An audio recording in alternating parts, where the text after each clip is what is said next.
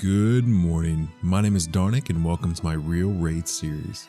In this series I'll be breaking down some of RuneScape's most famous money-making methods and experience rates. We'll be trying to find the real rates that the average player can expect. And today is a favorite of mine, Wrath Runes. So go ahead and grab your favorite beverage, sit back and enjoy the video. Wrath Runes were released January 4th, 2018 alongside the Dragon Slayer 2 quest. These runes are the highest level runes to date, needing 95 runecrafting to make, and they boast some of the highest damaging spells, the surge spells.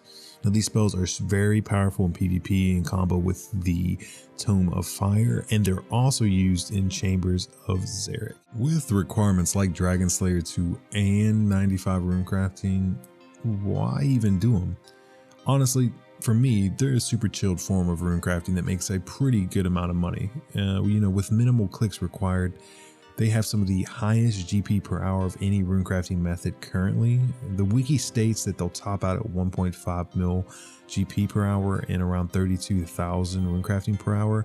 I normally don't get that, so we're here to see if those rates are right. Now, as previously stated, the Oldschool Runescape wiki says 32,000 XP and about 1.5 million gold per hour is what the method tops out at, and I think that's a round tick perfect.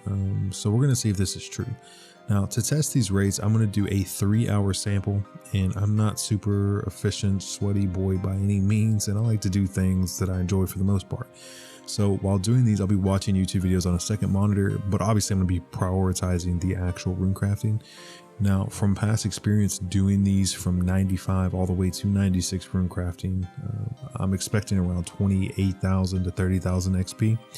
Like I said, tick perfect. I'm sure you can get 32,000 or maybe a little bit higher, but that's what this series is about, the real rates for the average player. So let's go ahead and start the testing. So to start out, I'll give a brief overview of some of the items you're going to need before starting.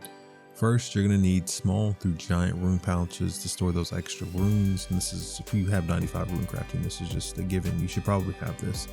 You're also going to need a Wrath Tiara if you are not already 99 runecrafting. That's going to be used to enter the Wrath altar. Next is a mythical cape, which you get at the end of Dragon Slayer 2. This is going to be used to teleport back to the Myths Guild. You're going to need Rings of Dueling if you do not have 99 crafting for access to the Crafting Guild Bank. Luckily for me, I have that, so I can use that. I also have 99 runecrafting, so I can use that. So my pouches never degrade, and it allows me to enter the Wrath altar without a tiara. And next, you're just going to need some sort of dragon fire protection, and that should be it. So we're going to go ahead and start the clock. Okay, so we're coming up on the end of this first hour. Ran a little bit over, but 20 seconds isn't that big of a deal. It's looking like we gained around 29,000 experience. Yeah, 29.5k, and I started with 206. Wrath runes, let's see what we ended at after the first hour. We got around 3,500. So we're gonna go knock out a couple more hours and see where we end up at. We're coming up on the second hour ending, looking like we're gonna have about 7,200 Wrath runes. So it's going a little bit slower this hour. Yeah, boom, boom, boom, there we go. It looks like we got 27.2k. We have one last hour to kind of bump that up a little bit. So I'm gonna go ahead and start the timer and see where we end at. All right, we're coming up on the last run of the third hour. This one was probably the best one by far. I think we're gonna hit exactly, 30k exactly for this hour with 1 second left. Boom, there we go. Let's go ahead and head back.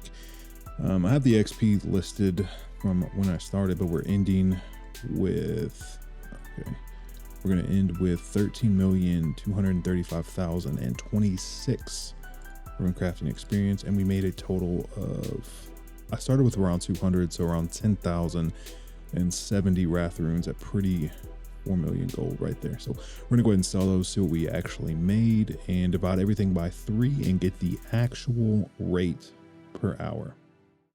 All right, so after looking back through the starting clip, I've come to the amount of XP for the 3 hours that I gained, along with in my inventory is this pretty little stack of Wrath runes that we're actually going to go ahead and sell really quickly and see how much gold we got for that. So we're just going to put that in. go ahead and do it for medium, or minimum, excuse me. Let's see what we got. So pretty much 4.1 mil for 3 hours, which, you know, isn't awful. We'll go ahead and calculate that out here in 1 second. But the total amount of experience we got for 3 hours was 86,288 experience, which is roughly 28k, 29-ish k XP an hour.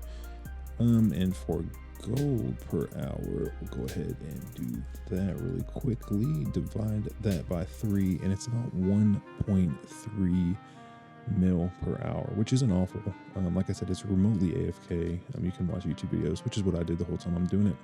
So there you all go. That is the real rates for Wrath Runecrafting. Hey guys, thanks so much for watching. This series is something I've wanted to do for a while now. And if you all are interested in more, please hit that like button and comment below any methods you want me to personally test out. It goes for anything collecting bananas, killing goblins, or any of the God Wars dungeons. Just let me know. I'll also be live streaming this series on twitch.tv/Darnick. If you want to go check me out, follow. I should be live at the time this video is coming out.